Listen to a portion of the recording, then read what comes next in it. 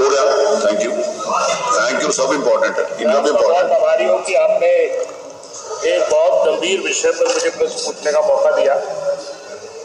मान्यवर, आज गांव की क्या दुर्दशा है, शायद ये बात सरकार के अलावा सभी को पता है। जब से आपके ग्रामों में पेयजल घर घर पहुंचाने की योजना आई है, पूरे गांव के रास्ते खोद कर डाल दिए गए।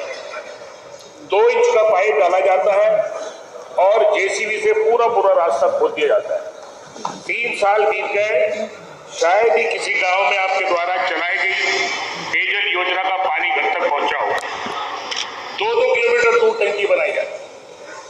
2 इंच पाइप से कैसे पानी आता है, या मौके पर या भौतिक सत्यापन करके देख सकते हैं कि आज तक किसी गांव में भी ठीक से पानी नहीं पहुंच पाया।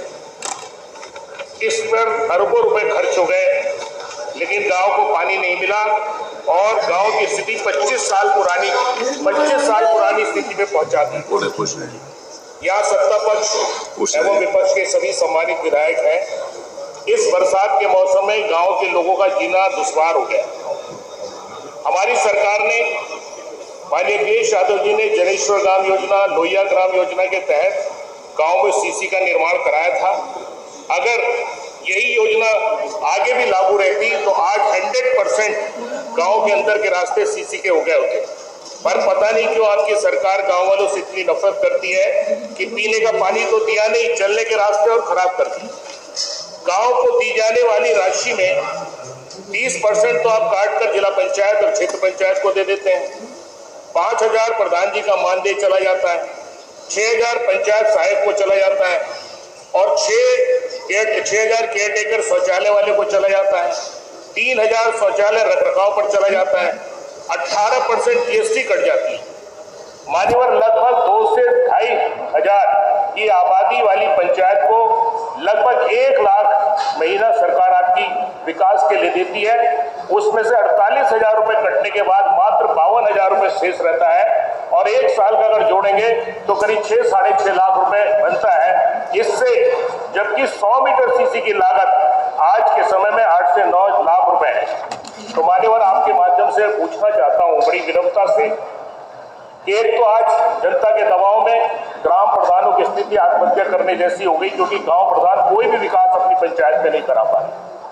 बनी विनम्रता से मैं आपके माध्यम से मंत्री जी से पूछना चाहता हूं, क्या सरकार माननीय अखिलेश यादव जी की तरह गांव के विकास के लिए लोहिया ग्राम योजना या जनेश्वर ग्राम योजना जैसी कोई योजना चलाएगी, या 30% जो जिला पंचायत एवं क्षेत्र पंचायत को काट कर दिया जाता है उसे बंद करेगी, 18% जीएसटी जो काटी जाती है या उसे बंद करेगी, या फिर इस राशि को 2-3 गुना बढ़ा करके ग्राम पंचायतों को विकास के लिए ये पैसा देगी या नहीं? मेरा सीधा सा प्रश्न है, आपके माध्यम से जानना चाहता हूं।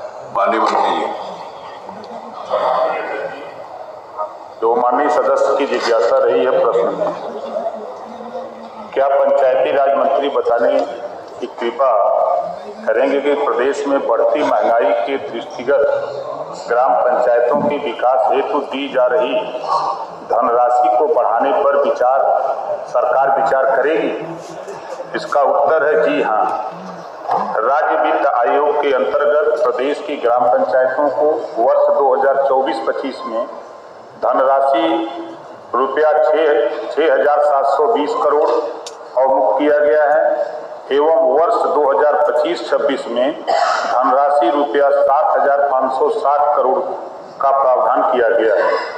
इसके अतिरिक्त प्रतिवर्ष 15वें केंद्रीय वित्त आयोग के अंतर्गत टाइप एवं अनटाइप अनुदान की धनराशि प्रदेश की ग्राम पंचायतों को हस्तांतरित किया जाता है। दूसरा आपका प्रश्न, यदि नहीं तो क्यों? प्रश्न ही नहीं उठता। क्या बात है। अगला प्रश्न देते हैं श्री समरपाल सिंह। आपने पढ़ा नहीं था ये? आपने ये जो इन्होंने बोला पहले पढ़ा था कि नहीं पढ़ा था? तो आपने क्यों पूछा? जिज्ञासा थी तो उन्होंने बता दिया, इतना बढ़ा रहे कि आप क्या ग्राम पंचायतों का विकास के लिए आप किस लिए सीरियस है? उसका विकास कराएंगे नहीं कराएंगे? उसको कितनी